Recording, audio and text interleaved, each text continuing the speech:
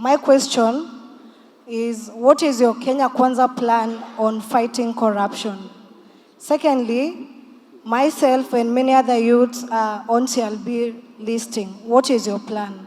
As Kenya Kwanza, our strategy on fighting corruption is in depoliticizing and removing the weaponization of our criminal justice system, and instead building those institutions, the capacity of those institutions, whether it is the DCI, whether it's the EACC, whether it's the entire police force. We want them to have an independent budget.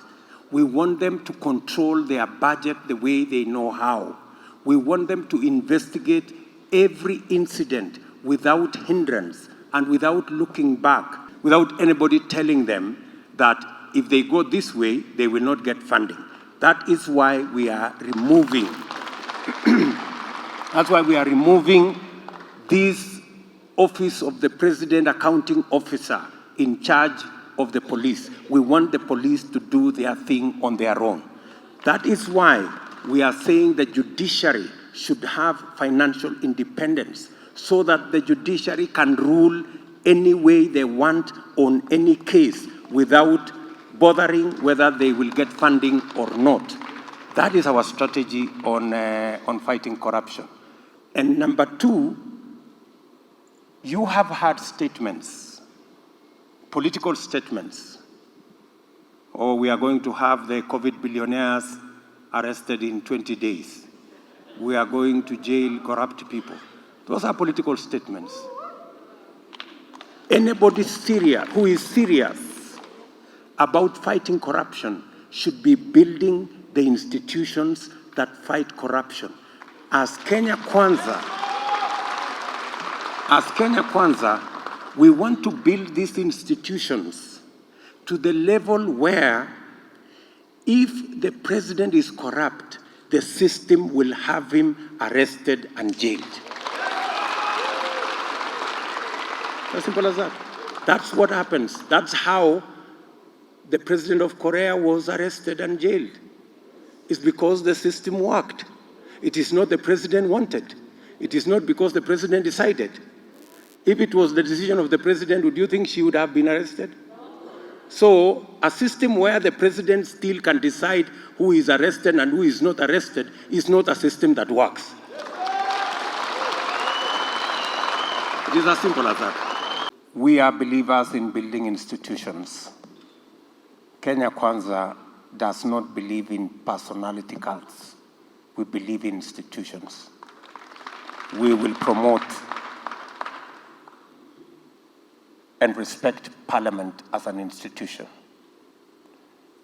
We will promote and respect the judiciary as an institution, because it is only by so doing that we can build institutions strong enough to support the kind of program that we want.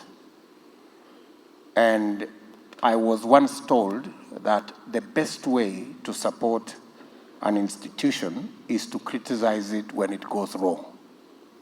So we will be open to criticism from any quarter. And we will also point out to other institutions when we see they are not doing the right thing. And that is the nature of democracy. But we will ensure that every institution has what it takes to discharge their mandate in accordance with the Constitution. We will also free the public service from being political or from being used politically. We will want a professional public service that serves all Kenyans irrespective of their political affiliation. And we will run our politics as politicians and use politicians to run our politics and allow chiefs, assistant chiefs, county commissioners, assistant county commissioners, regional commissioners to serve all Kenyans equally. The current situation where these public officers are being abused and used, sometimes against their own will, to run political errands will come to an end. Political errands will be run by politicians. The public service will deliver services to Kenyans, government services to Kenyans, fairly, without political